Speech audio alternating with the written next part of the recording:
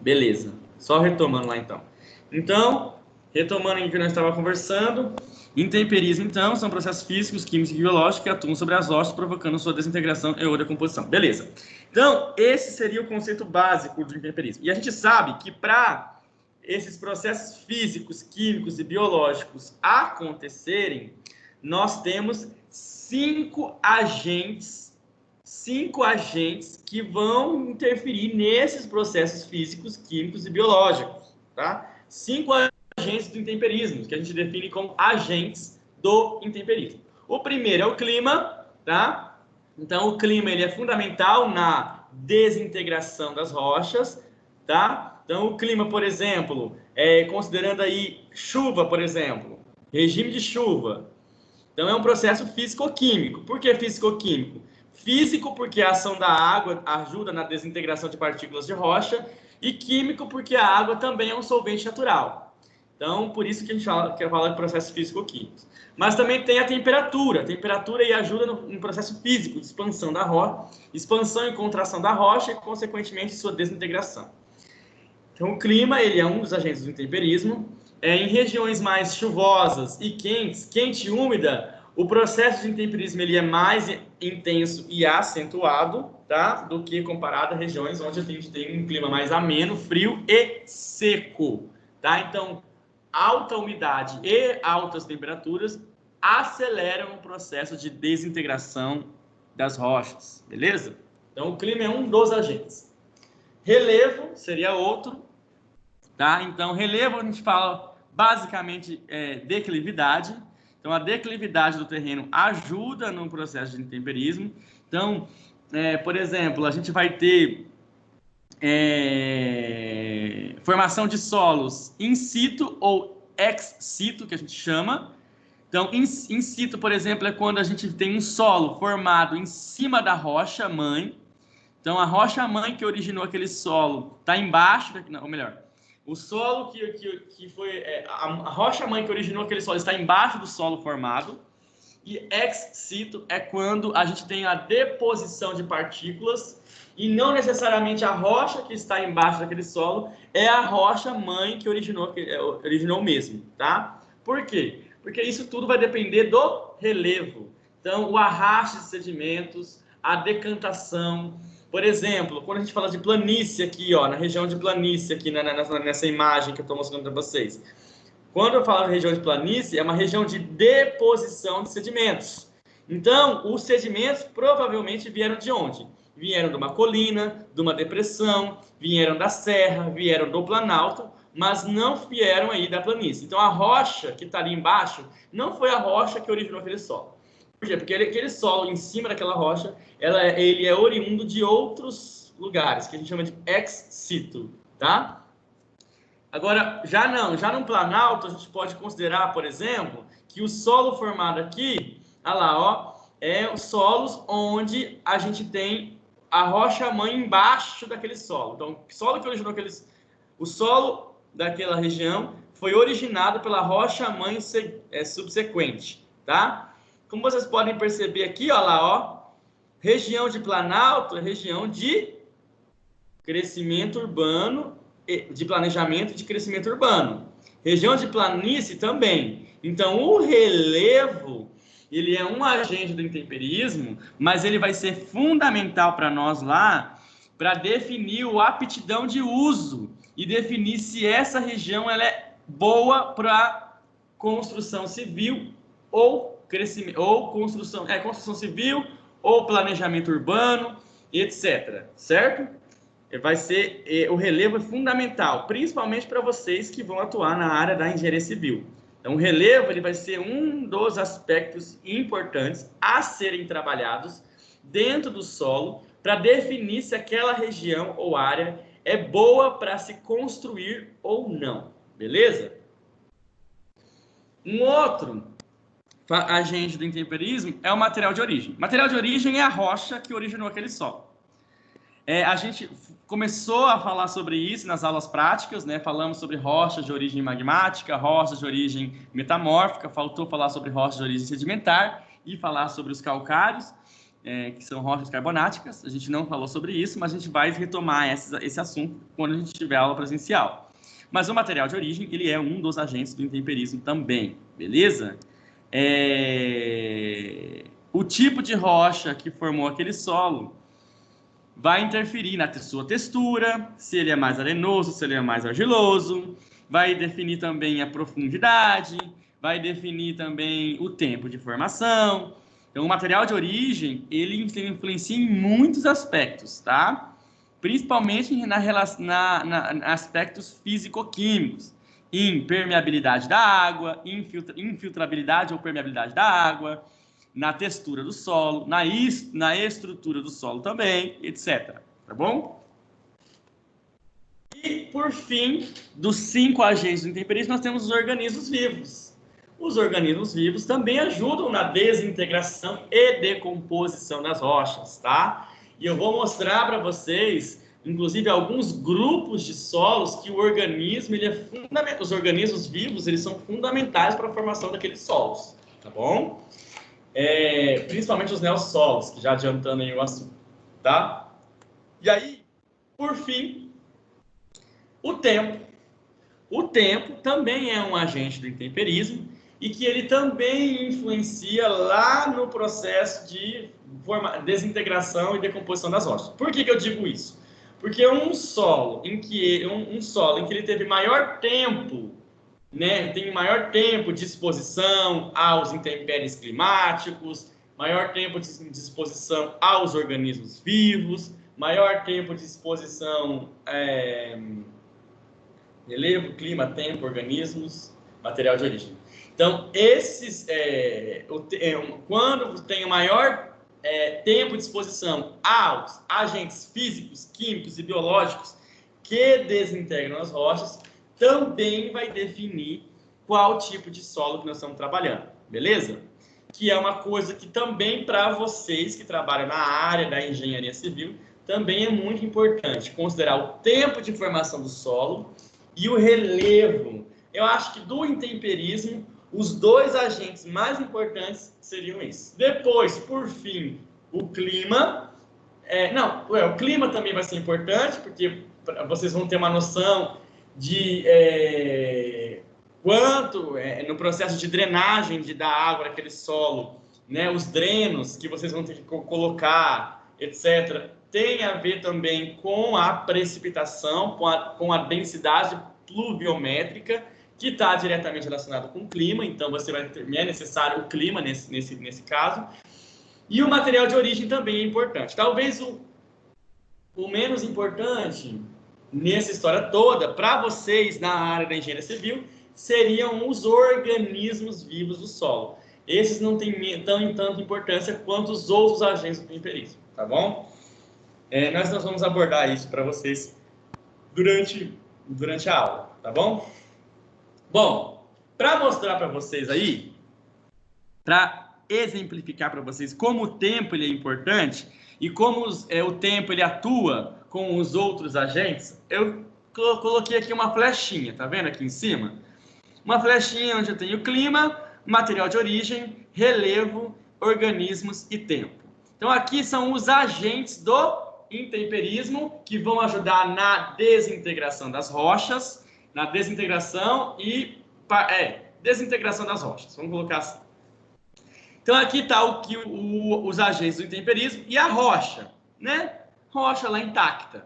Essa rocha pode ser uma rocha magmática, uma rocha metamórfica, uma rocha sedimentar, independente de qual rocha seja, ela vai estar exposta aos agentes do intemperismo, em menor ou maior grau de intensidade. E uma outra coisa importante é que esses agentes do intemperismo, eles atuam de forma conjunta, não é um isolado do outro. Então, ao mesmo tempo que o clima está atuando na desintegração, os organismos também estão junto, e nessa rocha tem um relevo, então todos eles estão atuando de forma conjunta, beleza? Então não existe atuar de forma separada. Então o clima em interação com os organismos vivos, dentro de um relevo, em um determinado tempo, sobre um determinado material de origem. Então, todos atuam de forma conjunta na desintegração da rocha, beleza? Ok. Então aí, primeiro grupo de rochas formados dentro de um tempo cronológico, e aí o primeiro grupo de solos que nós vamos trabalhar seria o neossolos. Neossolos. Pela própria Desculpa, meu relógio fica... O relógio ele tá lento. A Siri do meu relógio ela fica doida. Quando eu falo algumas coisas, ela comunica comigo. Nessa palavra aí, ó, neossolos, neo vem de novo, solo de solo, solos novos, solos recém-formados, beleza? Na aula que vem, eu vou falar um pouco sobre horizontes, tá bom? Horizontes, vou aprofundar um pouquinho sobre isso, etc. Não vou focar isso agora, mas essas letrinhas aí ó, que estão aparecendo, A, R, A, C, R, são horizontes do solo, que eles vão surgindo a partir do processo de intemperismo e de formação de solos. E esses horizontes vão definir alguns grupos de solos. Então, por exemplo, os neossolos, eles são horizonte A em cima de rocha. Horizonte A é um horizonte onde a gente tem bastante matéria orgânica, tem bastante particulado de rocha sendo formada, rocha em processo de desintegração, etc. Aqui, ó, C, aqui tá C, né? Horizonte C. É um horizonte em que eu tô falando que a minha rocha está em processo de desintegração.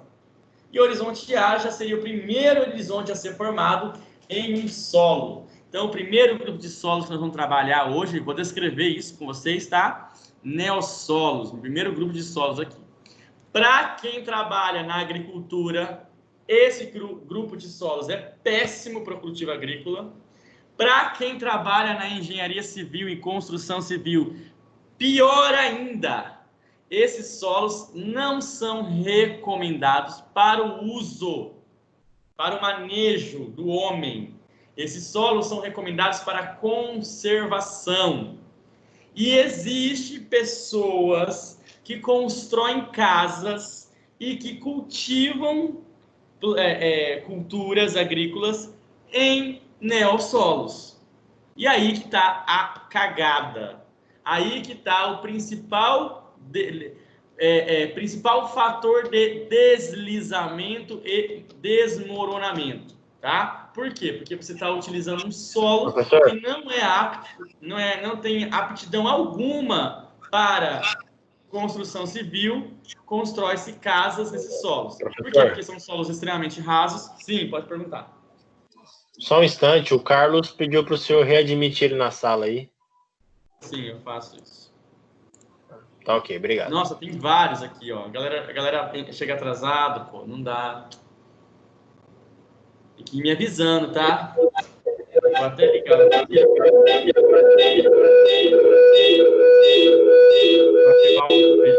Não, ferrou. Bem-vindo, pessoal que chegou então e agora, tá bom? Vamos então retomar aqui. Então, pessoal, o primeiro grupo de solos a serem formados são os neossolos. Então, neossolos são solos novos, solos recém-formados. Eles são pouco profundos, eles têm uma baixa permeabilidade da água, são solos bem adensados, difícil manejo, principalmente com máquinas, tá? Por quê? Porque é um solo muito raso, difícil fazer uma fundação, é um solo em que você não consegue ter um aprofundamento da sua fundação, da alicerce na construção civil, justamente por conta dessa ser muito raso, extremamente propenso à erosão, que pode provocar um deslizamento de terra e etc. Tá bom? São solos que estão em regiões de alto declive e etc. Depois, nós temos um segundo grupo de solos aqui, que seria, a gente chama de cambissolos. Cambissolos eu não sei se vocês conhecem do latim, mas cambia, de cambiar, do latim, não, até tem latim, tem no espanhol também. Cambiar significa mudar, mudar. É um solo em mudança, em processo de transformação. Por isso a gente chama de cambissolos, de cambiar, de mudar. Tá? Então, cambissolos são solos que estão em processo de mudança, onde a gente já vê aqui a presença de um novo horizonte diagnóstico, que a gente chama de horizonte B. Horizonte B, galera, é um horizonte já formado aí que tem uma alta porcentagem de partículas minerais. Nós temos aí a maior parte da nossa textura do solo aí está aí presente, né? A textura arenosa, a areia, silt e argila estão ali bem abundantemente presente nesse grupo de solo. São solos também rasos. Eles não são recomendados para o cultivo agrícola e nem para a construção civil. Entretanto, não é proibido. Tá? Por que não é proibido? Porque algumas regiões nossas, principalmente estado de Minas Gerais, que a gente tem muito morro, muita área de declividade, etc., a maior parte dos terrenos e solos da região do estado de Minas Gerais são cambissolos. Então, como não tem outra opção de solo, vai esse mesmo. Entretanto, a gente precisa de uma recomendação de uso, tá? Para conservar esse solo e não deixar com que ele seja facilmente erodido, tá bom? Então, é um solo propenso à erosão, principalmente quando você remove vegetação. Então, a gente tem que fazer um esquema de drenagem da água muito bem feita nesse solo, porque senão esse solo ele é facilmente encharcado, facilmente inundado, que pode provocar alagamento. Provocando alagamento, pode ser propenso a enxurradas e enchentes, tá? E aí você já sabe o que pode causar, né? Danos ambientais, danos sociais, etc. Então, não são solos ideais para a construção civil e nem para o cultivo agrícola, beleza? Depois lá dos cambissolos, num tempo cronológico ainda, nós podemos ver que dos cambissolos a gente pode formar dois grandes grupos de solos. Os argissolos ou litossolos ou os latossolos. Qual a diferença entre eles? Se ocorrer migração de argila para o subsolo, que a gente chama de subsolo aqui, horizonte B, é um subsolo. Se ocorrer aqui do horizonte A, migração de argila, concentrando no horizonte B para o horizonte B, que a gente chama de horizonte BT ou B-textural, a gente chama de argissolos. Então, argissolos são grupos de solos em que no meu horizonte B, que é o meu horizonte de subsolo, tem um alto teor, uma alta concentração de argila quando comparado com o meu horizonte A. Eu tenho uma desproporção. A minha areia fica aqui, no meu horizonte A, né? A areia, a porcentagem de areia fica aqui, e migra para o horizonte B as minhas argilas, concentrando a argila nesse horizonte.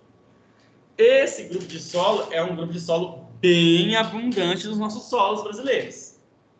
Tá? É um bem abundante. Inclusive, olhando lá para o material de vocês, se eu não me engano, no encontro 4 ou 3, da unidade 3, então encontro 3 ou 4, se eu não me engano, tem que entrar lá de novo.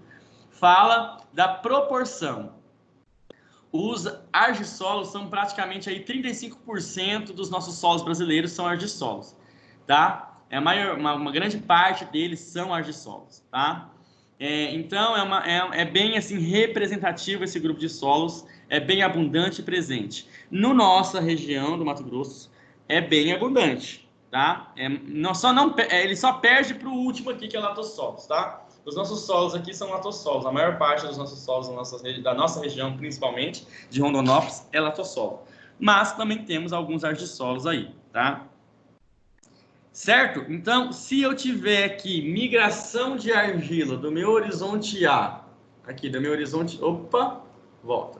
Do meu horizonte A pro B, eu chamo de argissolos. Beleza? Nós vamos aprofundar nele, vou descrever melhor eles para vocês, tá?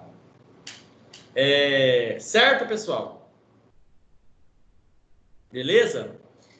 Depois, nós temos aqui né, no nosso, no segunda opção, né, de formação de solo. Se eu tenho remoção de bases e sílica, remoção de bases, eu estou falando de nutrientes, cálcio, magnésio e potássio, são elementos químicos. Isso eu chamo de bases. E sílica é SiO2, silicato, tá? Então, se eu tenho remoção de bases e sílica, eu tenho formação de latossolos, que a gente chama de latossolos. Eles têm um horizonte subsuperficial, que a gente chama de horizonte BW. BW é o que a gente chama de B latossólico, é o que classifica esse solo, tá bom? Nós vamos falar, assim, pincelar para vocês um pouco sobre classificação. Não é foco da disciplina, muito menos da profissão de vocês. A classificação está mais voltada para a agricultura, mas aí não tem importância, a gente pode pincelar um pouco, só para vocês terem uma noção, para vocês incorporarem essas noções básicas na vida profissional de vocês, beleza?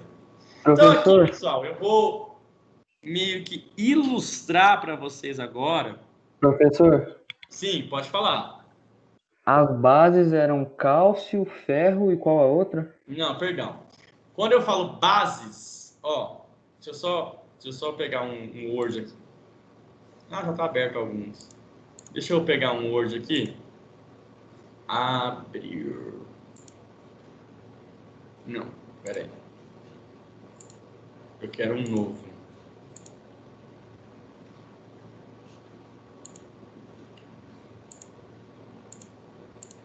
Quando eu falo de bases, não é base de passar na cara, tá? Muito menos de cheirar. Beleza? Eu estou falando de bases. Quando eu falo de bases,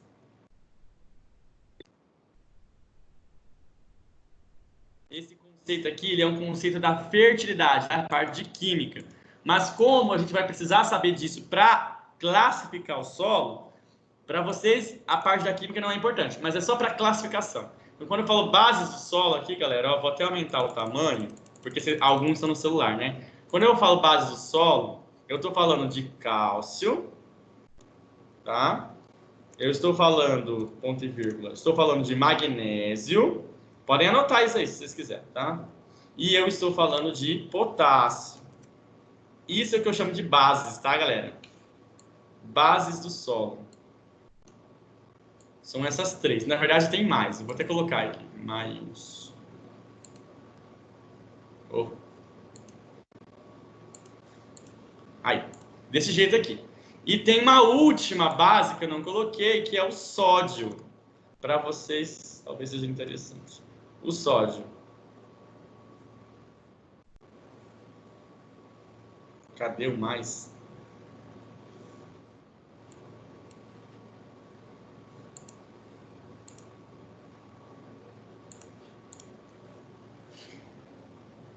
Certo? Então, aí, essas daí, ó, quando eu falo bases, tá? Eu tô falando desses 4 elementos químicos aí. Beleza? Entendi. Quem foi que perguntou? Eu entendi agora. Beleza? Então, quando ocorre a remoção deles, quando eu falo remoção, é que esses carinhas foram embora pela lixiviação, tá bom? E quando eu falo de sílica, certo? Sílica, que é um outro conceito, eu estou falando disso daqui, ó. Sílica é SiO2.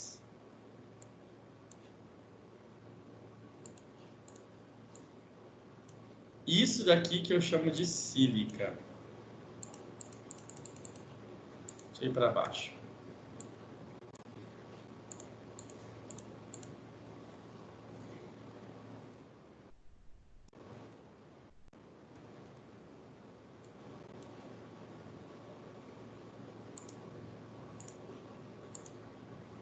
Beleza? Sílica é SiO2, tá bom? Então, esses dois sujeitos, eles são... Ah, tá, é por isso. Só tirar eles aqui. Isso, agora sim. Agora sim, pronto. Aí, ó, sílica, SiO2, beleza? Essa é a natureza química da sílica, tá? Quando eu falo sílica, é SiO2, tá? Que é óxido de silicato, tá? Ou óxido de silício, tá? Então, Si, silício, oxigênio, beleza? Que são, não sei se vocês lembram, mas lá quando eu iniciei a disciplina, eu falei que na crosta terrestre o elemento mais abundante é oxigênio, seguido de silício. Por isso que sílica é um elemento bem abundante nos solos brasileiros, tá? Então, quando eu falo de bases do solo, estou falando de cálcio, magnésio, potássio e sódio. Quando eu falo de sílica, estou falando de SiO2, tá bom? Beleza? Certo, pessoal? Beleza. Então, beleza. E aí... Opa! Eu quero tirar isso daqui. Aí... Então, agora, eu vou mostrar para vocês um pouco de como que funciona esse processo de intemperismo com algumas imagens e ilustrações, tá bom? Então, nós estamos lá no dos agentes de intemperismo, nós temos aí a rocha, tá vendo aqui nessa imagem? Essa imagem, ela mostra muita coisa. Ela mostra aqui, ó, a rocha sendo fragmentada, tá vendo aqui, ó, ela sendo uma fratura. Aqui provavelmente é devido essas rachaduras aqui, ó, tá vendo? Tem algumas rachaduras. É devido à expansão térmica, então a temperatura ela expande, depois esfria, contrai e dá as rachaduras. Opa, volta. Essas fendas aqui maiores, ó, é por onde a água escorre. Então, quanto maior a intensidade de chuva, o clima aqui atuando na integração das rochas. Aqui, ó, no meu canto direito superior, nós temos aqui um pouco de vegetação, de musgos, líquens. Aí os organismos vivos também atuam na decomposição das rochas, tá? Ajudando aí a liberar ácidos orgânicos que ajudam na decomposição química dessas rochas. O que vai culminar nisso daqui, ó. Tá vendo? Todo mundo visualizando aí, ó. Aqui é a rocha. Em cima da rocha nós temos vida, vegetais.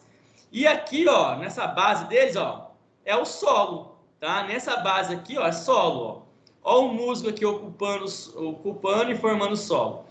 Horizonte A, olha lá, ó, horizonte A em cima de rocha. O horizonte A é um horizonte superficial, em que tem alto teor de matéria orgânica. A atuação dos organismos vivos é muito importante para a formação desse primeiro horizonte, o que vai culminar nessa situação aqui. Esse solo que está aqui, pessoal, é o que eu chamo de neossolo litólico. Por que litólico? É um solo novo em cima de rocha. Tá? Então, olha lá, ó. Dentro do processo do intemperismo, são solos pouco intemperizados. Geralmente, a ocorrência se dá em relevo. Olha lá, relevo, olha lá, mais uma vez. O relevo forte, ondulado, ou montanhoso, ou escarpado, sem possibilidade de uso de máquinas, ou seja, para construção civil, para engenharia civil, não é um solo indicado, porque você não consegue fazer manejo, você não consegue fazer compactação, você não consegue passar máquina, porque é difícil acesso e não tem como utilizar a mecanização, beleza? São solos muito rasos, ou seja, propensos a encharcamento, a deslizamento e etc. Então, não é indicado o uso para prática agrícola ou para construção civil. E eu falo para vocês, uma pergunta. Vocês acham que as favelas do Rio de Janeiro são feitas em qual tipo de solo?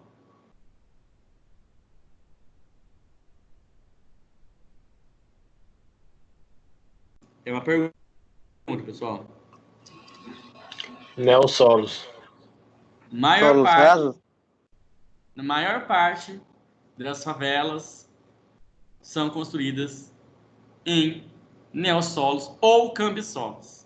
O que fazem com que, como eles são solos mal drenados, propensos a encharcamento e escorrimento superficial e erosão, com certeza propensos a deslizamentos de terra. E aí você já sabe o que ocorre quando ocorre um deslizamento de terra, qual catástrofe que acontece, né? Então, são muitas pessoas soterradas, aí acontece tudo aquilo que você já sabe.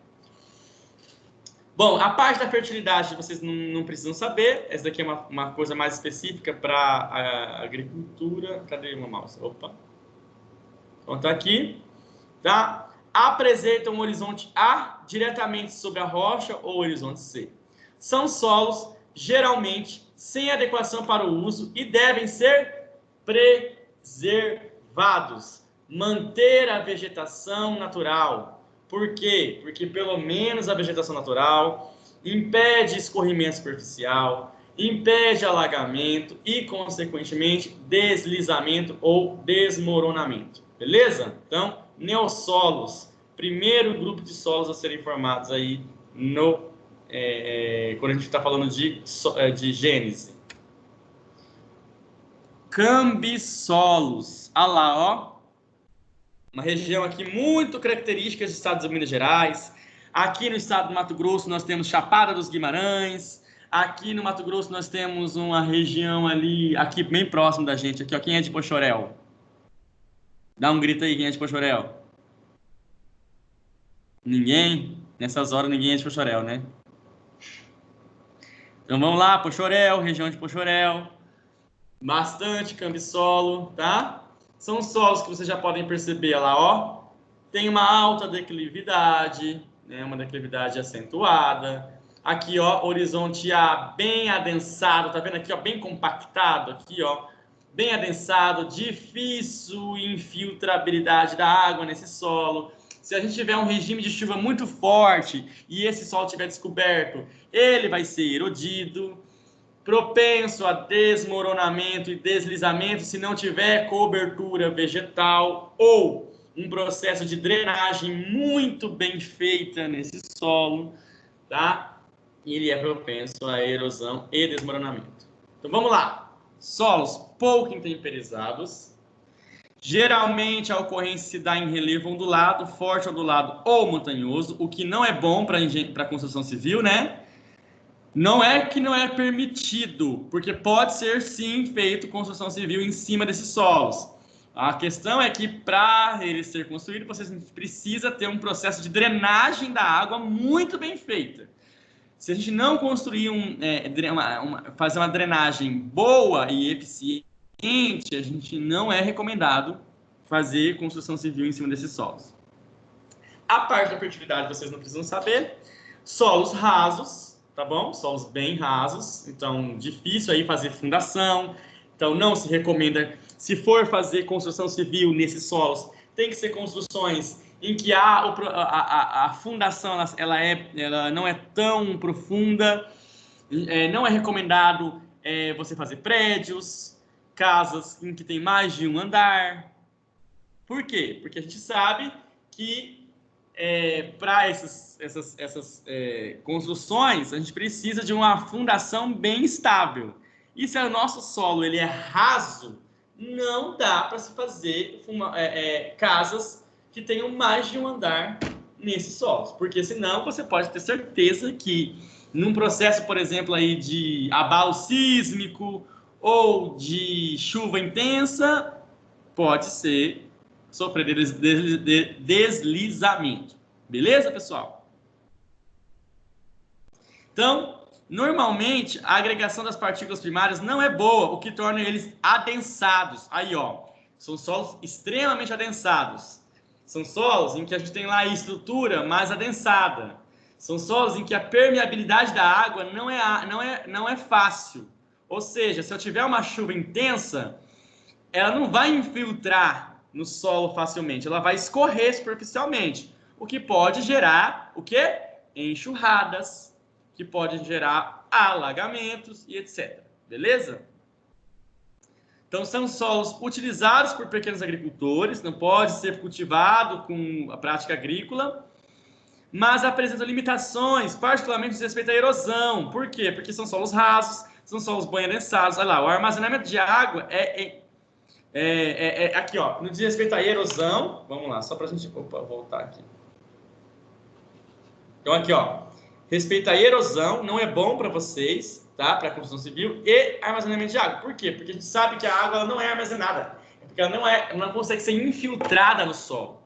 Um solo bom é aquele solo em que a gente tem uma infiltrabilidade da água boa, que ela não escorre superficialmente, porque ela não causa erosões. Então, por exemplo, o nosso prefeito aqui, por exemplo, o nosso prefeito não, desculpa, porque não é só uma questão de uma administração, né? Ele é um reflexo de várias administrações, né? Mas você pode perceber ali, por exemplo, na Avenida dos Estudantes, a gente sempre tem um problema muito sério com o quê? Com encharcamento. Por que que a gente tem... e, consequentemente, praticamente um rio, né? Ele é sobre o asfalto ali. Por quê? Porque não... quando foi feito a parte de engenharia da rodovia, dos estudantes, não se pensou o escoamento da água em uma chuva intensa. O que isso pode provocar o quê? Alagamento. Então, esses solos, que são os cambissolos, eles são propensos, sim, à erosão, a escoamento superficial da água, que pode causar erosão e que vai causar lá vossoroca, né, que a gente tem muito aqui na cidade, etc. Beleza? Próximo. Olha lá, ó, argissolos. Argissolos. Lembra que eu falei para vocês, só para a gente voltar lá, rapidão.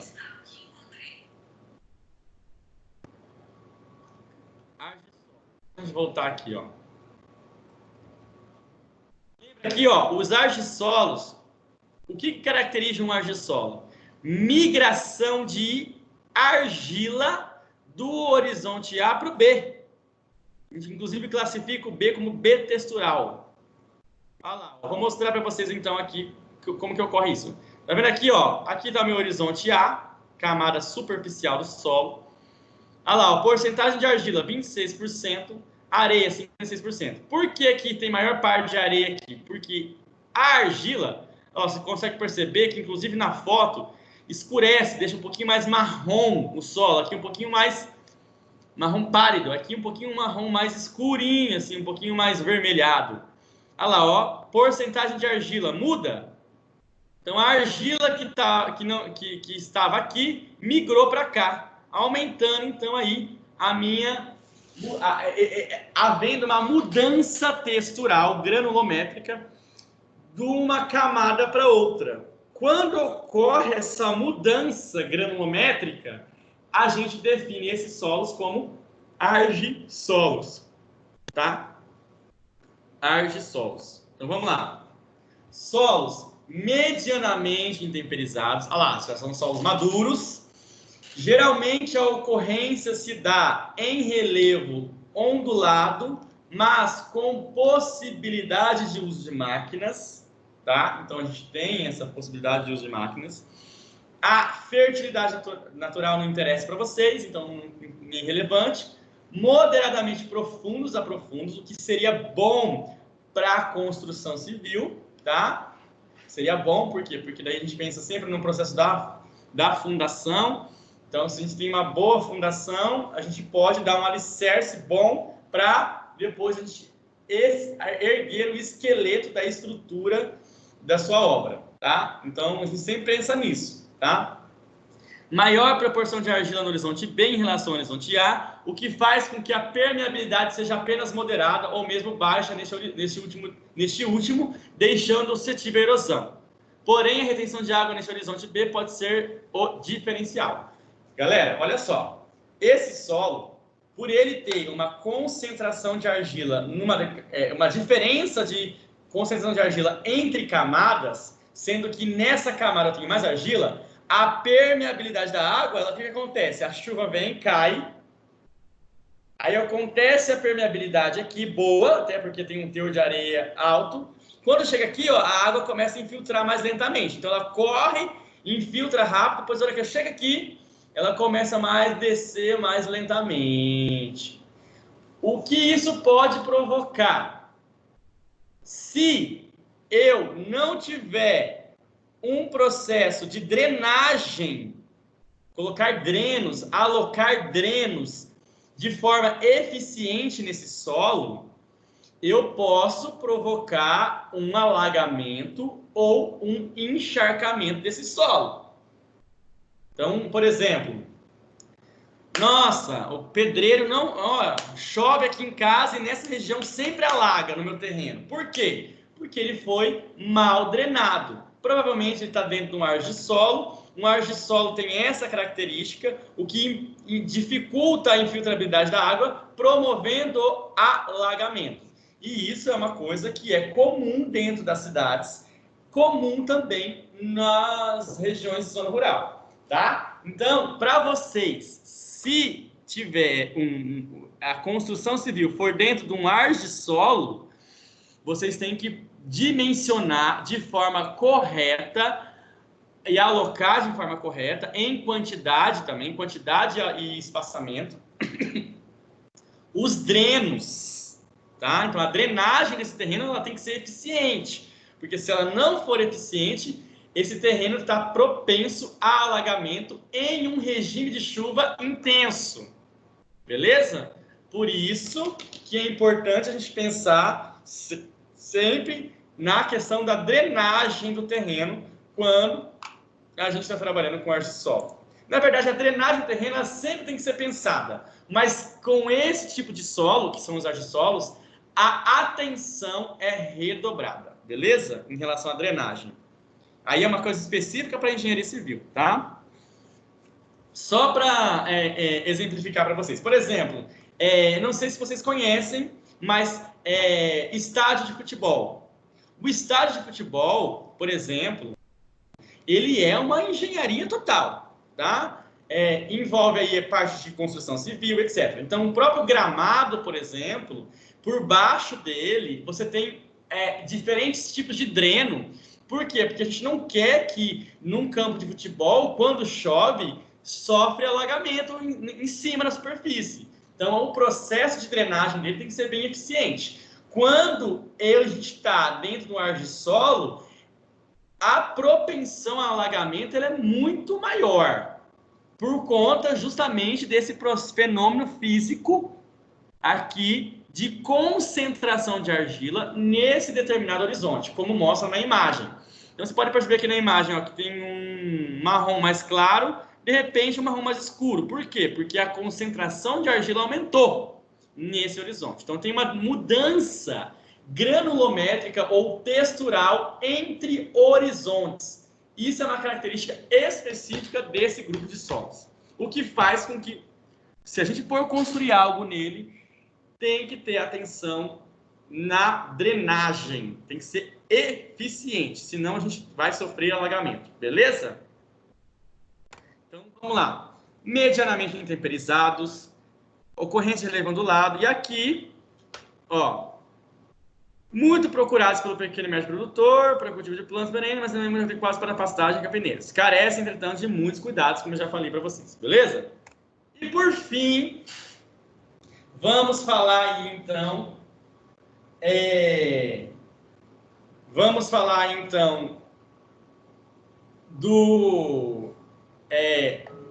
dos latossolos, que são solos típicos da região do Cerrado brasileiro, tá bom?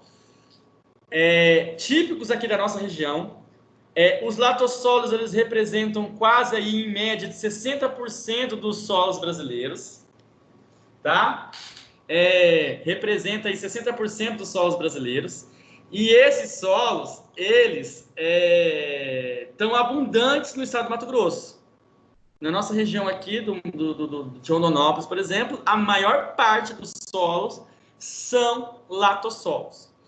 Latossolos, galera, são os solos mais antigos que existem na classificação. Por quê? Porque são solos profundos, bem drenados. No nosso caso aqui, os latossolos aqui do Cerrado brasileiro são bem arenosos, bem drenados. Então, além de eles serem profundos e já drenados, a gente tem um plus, porque os nossos solos são mais arenosos, o que faz eles serem bem drenados. O que dificulta um pouco a questão da consistência, o que dificulta um pouco a questão da agregação de partículas, do adensamento, dificulta bastante um pouco, assim, né, coisas negativas, né? A questão da compactação, da terraplanagem, né, quando o solo é muito arenoso, no caso, né? Mas eles são solos em que são ótimos para a agricultura e também ideais para a construção civil. Por quê? Porque são relevos planos, certo? São relevos planos, então não precisa muito de uma terraplanagem tão eficiente quanto nos outros solos. Lá no cambisolo, eu não falei para vocês, né? Essa área aqui de cambisolo, o que vocês acham? Precisa de fazer terraplanagem para a construção civil?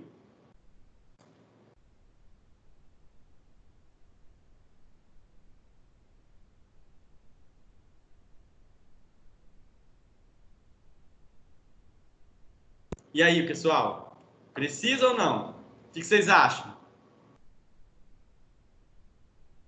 Vocês acham que se eu for construir aí um condomínio de casas, eu vou precisar fazer terraplanagem?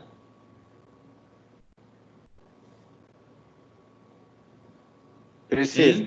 E vai gastar muito com isso. Exatamente, vai gastar muito. Diferente aqui, ó, de um largissolo. Vai precisar fazer terraplanagem? Vai. Por quê? Porque são solos levemente declivosos. Tem uma certa declividade. Você pode perceber aqui, inclusive, nessa imagem, tem uma declividade, né? O terreno está caindo, né, para a direita.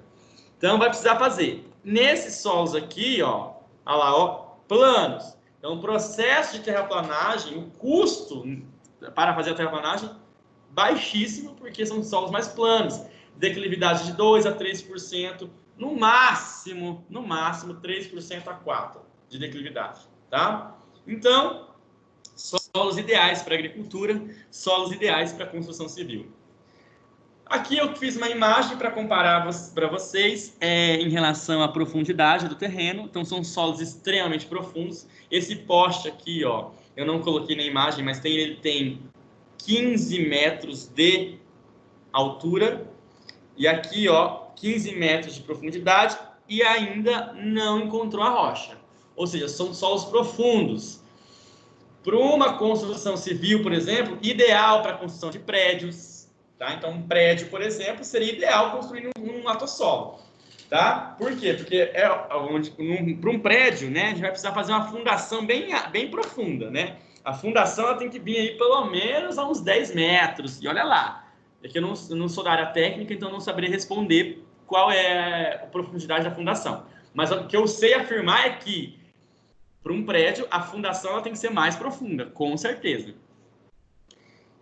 Porque a gente não quer que o prédio caia. Né? Então, por isso que a gente tem que estar bem alicerçado no solo. Então, ideal para construção de prédios, etc. Tá? Porque são terrenos planos, olha lá, ó, na imagem aqui mostra, ó, bem plano aqui, ó, quase não carece de fazer terraplanagem. Tá? Então, vamos lá. Solos muito intemperizados, velhos, lá, ocorre em relevo tendendo ao plano, uniformidade da cor ao longo do perfil, possui mais de 15% de argila, podendo chegar a mais de 90%. No nosso caso, do Cerrado, os nossos solos são bem arenosos, tá? Eles são bem arenosos mesmo. Em relação à fertilidade, não interessa para vocês. Bem profundos, facilita o trabalho com máquinas, ou seja, então é fácil fazer terraplanagem, fundação, colocar drenos, tudo isso é bem facilitado por conta da questão do terreno, né? Então a gente consegue colocar máquinas e implementos ali dentro. Baixa retenção de água, o que ajuda aí no processo de não encharcamento desse solo e não alagamento. Isso não significa que você não tem que colocar dreno, óbvio que você vai ter que colocar também, mas a física do solo facilita com que a permeabilidade da água seja maior, beleza? No geral, comporta-se como solos arenosos, beleza? Certo, pessoal? Então, aí seriam os nossos latossolos, certo? Então, só para a gente fazer um resumo geral, que eu vou voltar lá. Então, aqui nós temos, então, o primeiro grupo de solos, neossolos, são solos em que são recém-formados, não é ideal para nada, só para conservação. Cambissolos, que o próprio nome já diz, câmbia de mudança, solo em processo de mudança, são solos jovens ainda, né? Como diz o Chaves, jovens ainda, são solos jovens ainda, em processos de mudança, relevo extremamente ondulado, propenso à erosão, encharcamento, alagamento e deslizamento. Os argissolos já são solos mais velhos, né, no período de tempo. Entretanto, eles têm um processo de migração de argila, uma mudança granulométrica ou textural entre camadas do solo, o que faz com que a argila se concentre nessa região, o que dificulta um pouco a permeabilidade, podendo lá no futuro sofrer alagamento se não for um solo bem drenado, tá? Ou bem dimensionado os drenos. Já a argissolo, por consequência, né, e resultado, ele é um solo mais antigo, mais profundo, bem drenado, fácil manejo agrícola, fácil manejo com implementos e máquinas, o que facilita, né, o processo de construção civil ou agrícola, beleza? Então, basicamente, esses são os 4 grandes grupos de solos mais abundantes no Brasil, beleza? E aí, para finalizar, eu pergunto, qual a importância da gente entender quais são os grupos de solos, o que eles caracterizam, por que definir eles, qual que é a importância disso para o desenvolvimento das atividades produtivas do estado do Mato Grosso? Focando aí, no caso de vocês, pode se focar na parte da construção civil, crescimento urbano, planejamento urbano, construção de cidades, pavimentação asfáltica, construção de rodovias, isso tudo faz parte da engenharia civil. Por que isso é importante? Por que isso é importante para vocês? Vocês saberiam responder? Alguém de vocês? Por que é importante saber tipo de solo e manejo e não sei o quê, e profundidade, e se é arenoso, se não é arenoso, se é mal drenado, se é bem drenado? Por que isso é importante? Professor? Sim. O Carlos pediu para o senhor admitir ele de novo aí, por gentileza. Achei que você ia me responder a minha pergunta, cara. Pelo amor de Deus, hein? Eu quero saber, quem responder para mim essa pergunta agora, nós vamos conversar, porque eu vou dar uns incentivos aí na avaliação final. Mas tem que responder também de forma coerente. Quem pode me responder essa pergunta? Por que isso é importante para vocês? Para a profissão de vocês? Ninguém quer ganhar ponto, gente? Não é possível, até nisso vocês não querem. O que o senhor falou, né, do planejamento urbano. Se o planejamento urbano for feito num solo que nem o senhor falou aí, de jovem, né, muito pouco ainda intemperizado, vai ter como consequência um planejamento urbano muito ruim, né, uma cidade mal planejada e com muita erosão e, enfim, uma população ali frustrada com a infraestrutura da cidade. É uma resposta bem consistente, eu gostei. Quem mais? Quem foi que falou? Deixa eu só ver aí. Wender. Wender, beleza. Vou anotar depois, viu? Me cobra se eu esquecer. Sim, senhor. Alguém mais quer complementar aí, galera?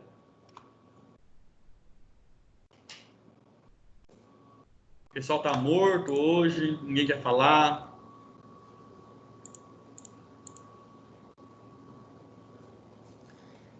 Pessoal, eu vou mostrar para vocês. Que é importante. Oi, pode falar.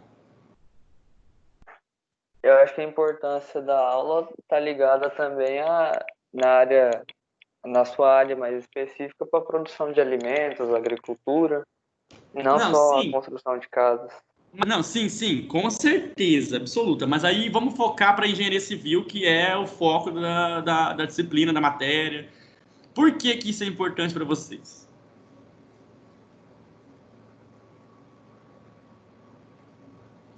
Vou mostrar para vocês aí então, pessoal. Oi, pode falar. Quem tá falando?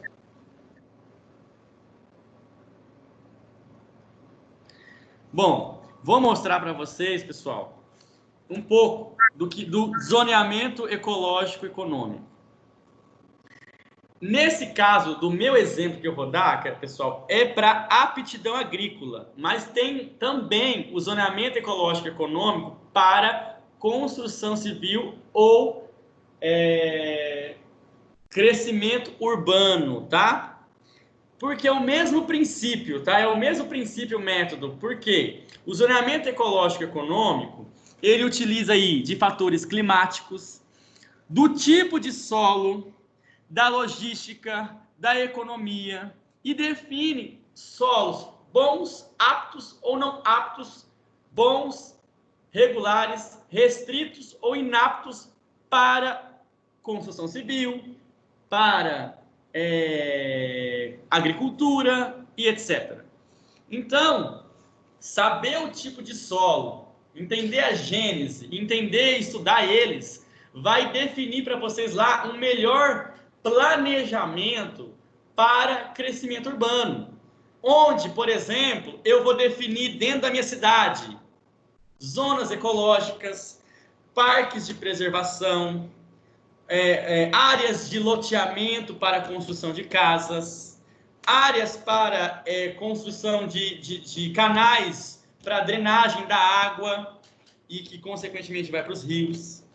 Locais onde eu posso construir prédios, onde eu não posso construir prédios, onde eu sei que se eu construir qualquer coisa, vai dar merda. Onde eu sei que se eu construir, ótimo.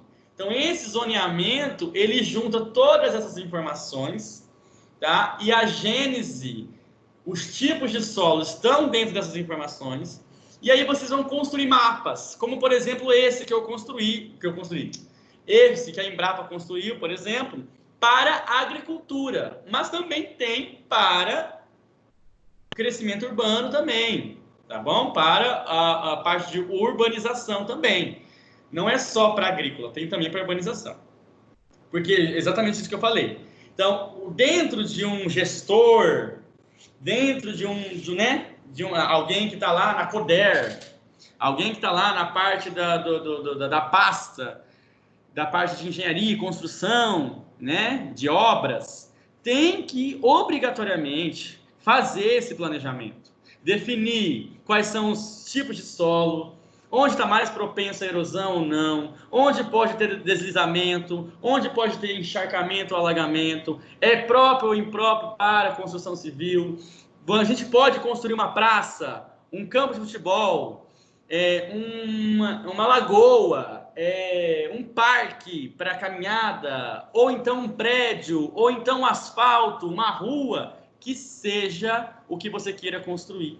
Você precisa saber isso para você ter base diagnóstica e tomada de decisão. Constrói, não constrói, como constrói, o que faz, o que não faz, o que eu preciso preocupar, quais são os meus riscos, porque isso daí é uma coisa que pouquíssimos engenheiros, agrônomos, qualquer profissão da engenharia faz, é trabalhar os riscos, os potenciais riscos, né? A gente não pensa nisso, mas isso é muito importante. Então, por isso que entender o solo vai ser importante para vocês. Beleza? E aí, a gente consegue, a partir disso, definir zonas de aptidão de uso solo, onde é bom, regular, restrito ou inapto para o que você quer fazer. Seja uma construção civil, seja agricultura, seja qualquer outra atividade em que despreenda manejo do homem. Beleza? Certo, pessoal? Alguma dúvidas é ótimo, né? Dúvidas, críticas ou sugestões, pessoal? Vocês têm algum comentário a fazer aí?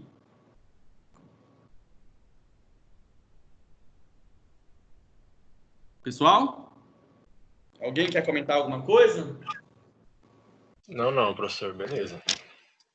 Então, pessoal, não tendo, passar uma atividade para vocês aí, pra vocês fazerem em casa, tá bom? Não vamos valer nota por enquanto, porque senão vai dar trabalho para mim corrigir depois. Mas é importante que vocês façam a partir da aula que eu passei para vocês. Essa atividade é complementar. Seria bom vocês continuarem, já que a gente está na internet, a gente tem acesso à informação. Então, eu quero que vocês pesquisem na internet e respondam essas duas perguntas. Quais são os principais agentes do intemperismo e quais suas relações com a formação dos principais solos brasileiros? Então, correlacionar os agentes com os solos os principais lá, né? O solo, cambissolo, argissolo, latossolo.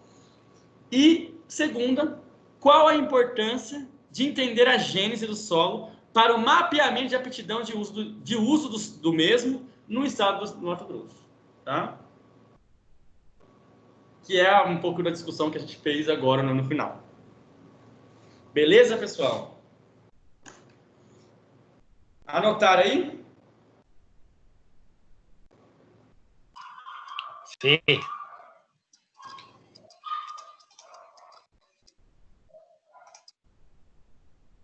Alguém mais tem alguma dúvida?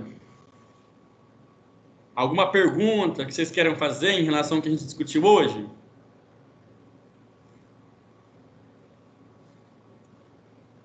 Então, se vocês não têm, eu vou encerrando a transmissão e eu quero então que vocês, com essa aula e com esse estudo dirigido, vocês continuem, né, aí na internet pesquisando sobre, porque isso vai ser muito importante para a formação profissional de vocês. Inclusive, eu falo dessa aula porque eu gosto muito desse tema. Eu falo que, inclusive, isso faz o diferencial do engenheiro civil, tá? Porque muitos não pensam nessa história do solo, do tipo de solo, da gênese, e não dão muita importância para isso. Mas a gênese vai refletir em muitas coisas lá na frente. Por isso que eu acredito que vale a pena fazer esse aprofundamento no conteúdo. Beleza, pessoal? Vou encerrando, Beleza. então, a aula aqui com vocês. Professor, Sim, pode falar. esse material você vai mandar por e-mail? Posso mandar por e-mail. Vocês querem que manda agora? Já manda agora, então. Um negócio assim, porque senão eu esqueço. Peraí que eu vou só...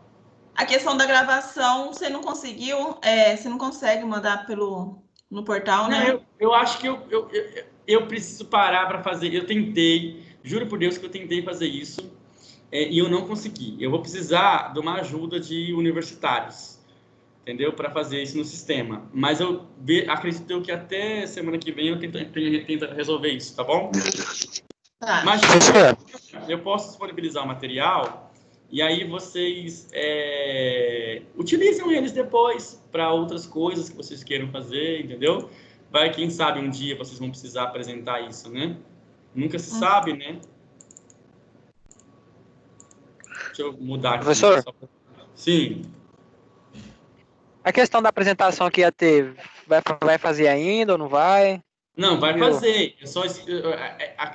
Tudo está tendendo para que volte às aulas presenciais. Tanto é que eles perguntaram para a gente quem é grupo de risco, quem não é grupo de risco, etc. Então, eu espero que as aulas presenciais ainda voltem esse mês. Se voltar, nós vamos fazer as apresentações, tá? Beleza? Beleza, mas sobre o mesmo tema ainda, né? De cada um. Oi? É sobre o mesmo tema de cada um, né? Sim, sobre o mesmo tema. Ah, sim, beleza. Deixa eu só parar deixa eu só parar de gravar. Não, peraí.